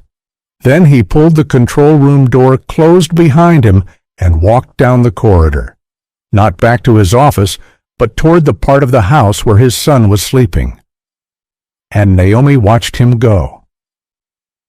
In the days that followed, the house reorganized itself around an absence and a presence. The absence was Sandra, the particular shape she had occupied in the daily structure of the household, the routines built around her role, the authority she had accumulated quietly over 6 years. Removing her left gaps in the schedule that Helen filled without complaint, and Greg helped navigate, and that Liam, who had felt her presence as threat rather than comfort, did not appear to miss. The presence was Ethan. Not the version of Ethan who had moved through the house before. Purposeful, self-contained, interfacing with his son primarily through updates and reports and carefully reviewed footage. A different version. One who appeared in the therapy room without an appointment and sat on the floor the way Naomi sat, without purpose beyond being there. One who took Liam's picture books from the shelf and sat beside him on the bed and pointed at animals without commentary. One who was visibly uncertain about how to do it and did it anyway. Liam watched him with the careful assessment he applied to everything. He didn't immediately close the distance, but he didn't move away. And by the 3rd day, he let Ethan sit beside him during the morning therapy exercises without repositioning himself, which Greg, in his quiet, understated way, noted as significant. It was 1 week after Sandra's removal that Ethan came to find Naomi. She was in the garden, a place she'd started spending time in the late mornings, partly because the outdoor light was good and the air helped her think, and partly because Liam had recently shown interest in the garden, and she was scoping it for the possibility of including it in his routine.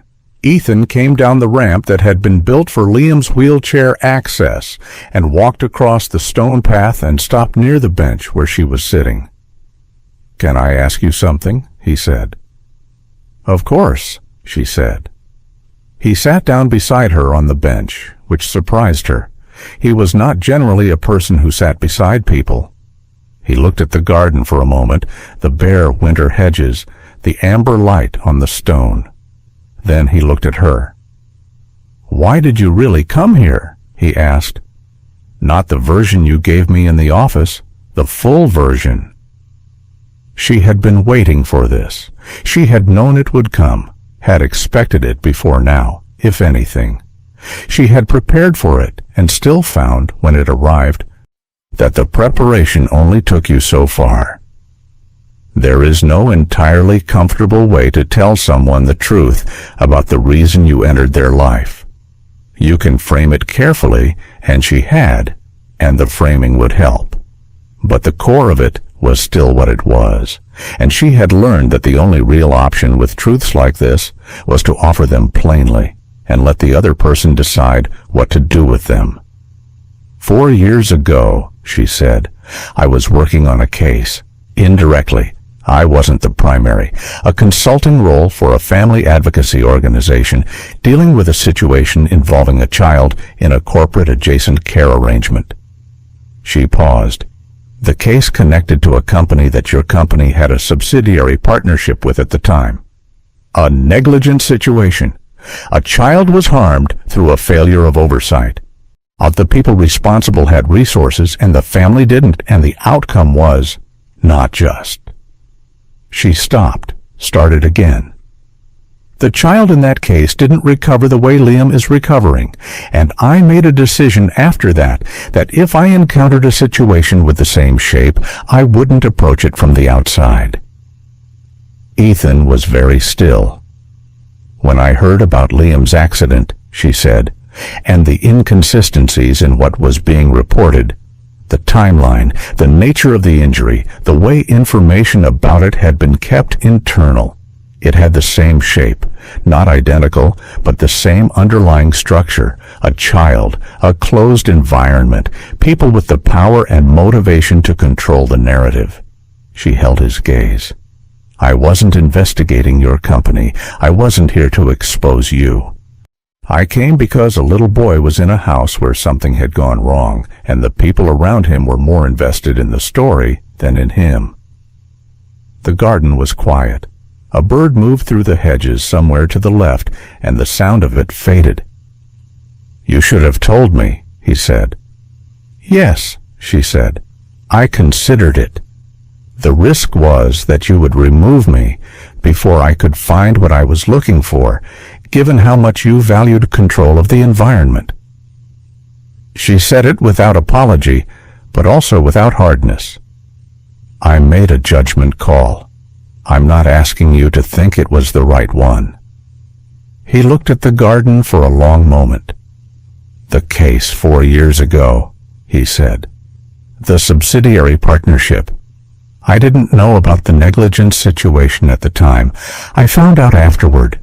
We terminated the partnership. I know, she said. I looked, and you still thought I might be covering something up here. I thought there was something being covered up, she said carefully. I didn't know by whom, not at first. She paused. You weren't covering it up, Ethan. You were hiding from it. Those aren't the same thing. He absorbed that for a long moment.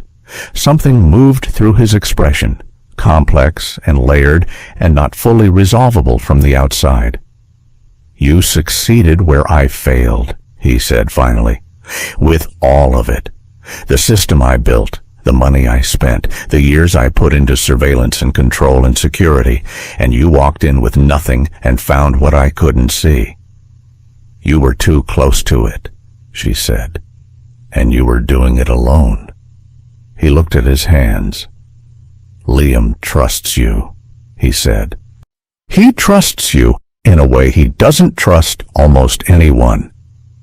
He's getting there with you, she said. What he needs now is time and consistency and you in the room. The trust will follow. 3 days later, Greg came to Naomi with a proposal he'd been working on, an adjusted therapy plan that incorporated some of the communicative techniques Naomi had been using alongside the physical rehabilitation. He wanted to try combining the two more deliberately. He thought the emotional release work was accelerating the physical progress, and he wanted to formalize it. She sat with him for an hour going through it, and then they brought it to Ethan, and Ethan approved it the same day, without the usual request to review it further before deciding. That was new. That was the difference. Naomi began making quiet preparations to leave.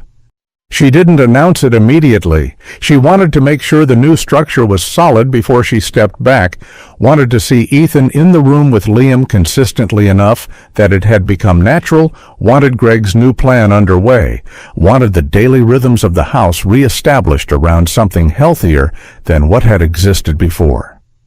But she had done what she'd come to do. The truth was out. The person responsible was gone. Liam was being heard and held and slowly, visibly improving. Her role in this specific story had reached its natural end. She mentioned it to Ethan on a Thursday evening in the secondary office where they had first spoken about it honestly. She told him she was thinking about the following week, that she wanted to make sure things were settled before she left, and that she thought the household was in a good place.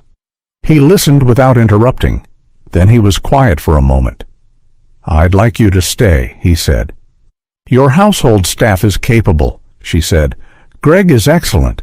Helen runs things well. You don't need—" "Not as a maid," he said. He seemed to find the word slightly uncomfortable now, which she thought was probably appropriate. "As whatever title covers what you actually do. Director of Liam's care, maybe. Something formal with an actual scope. Work with Greg directly. Work with me directly. Stay involved in his recovery for as long as makes sense." He paused. "You said what he needs is time and consistency. I'm asking you to be part of that consistency." She looked at him. He looked back. There was something in his expression she hadn't seen in their early interactions, a directness that wasn't about control or assessment, but about something simpler. He was asking, openly, without the architecture of authority around it. "Let me think about it," she said. "Of course," he said. She was thinking about it the following Saturday morning when she heard Liam's voice from the therapy room. Not distressed, just calling for her in the particular way he had recently started doing, a sound more breath than shout, shaped to her name like he was still figuring out how much volume he needed to reach her. She went in. Ethan was already there. He was crouched on the floor near the padded bench, and Liam was standing, not sitting, not in the chair, but standing. His small body arranged in the careful posture Greg had been working toward for weeks. He was holding Ethan's hand. His weight was unsteady, shifting, requiring the grip to stay vertical. But he was vertical. He was up. Liam looked at Naomi when she came in. Then he lifted his free hand, the one not gripping Ethan's, and extended it toward her. She crossed the room and took it. His fingers closed around hers, and she felt the grip. Real and present and warm and certain in the way that only children's hands are certain, with a trust so complete it has no awareness of itself. She looked at Ethan over Liam's head. His eyes were wet, and he wasn't doing anything about it, which was perhaps the most honest she had ever seen him. Then Liam looked forward, at the open space of the room in front of him, at the path between where he was and where the window was and the garden beyond it. And he took a step. Small, assisted, his body working hard for it, his hands gripping theirs on both sides. But a step, one foot placed in front of the other, weight transferred, the mechanics of movement that had been locked in fear and injury and silence for 18 months, finally releasing into something that looked, however tentatively, like forward. He stopped after that one step, looked down at his feet, looked up at Naomi, looked up at Ethan, and then, slowly, he smiled. Not the careful, not quite smile he had been offering since Naomi arrived. A real one, the kind that takes up the whole face. Naomi felt something let go in her chest that she hadn't fully known she was holding. Ethan made a sound she suspected he would have prevented if he'd seen it coming. And in the quiet therapy room, in the winter morning light coming through the window, the three of them stood still for a moment. 2 adults and a small boy between them, in the specific silence that follows something that has been a long time arriving and is finally, unmistakably, here. She would stay. She had known it when she took his hand. Some decisions make themselves in the moment they become necessary, and then they are simply made. Liam looked at the window again. Then he looked up at both of them, and he took another step. If the people we trust the most are sometimes the ones capable of the greatest harm, how well do we really know the world we've built around the ones we love? If this story moved you, hit like and subscribe. We have more stories that will stay with you long after they end.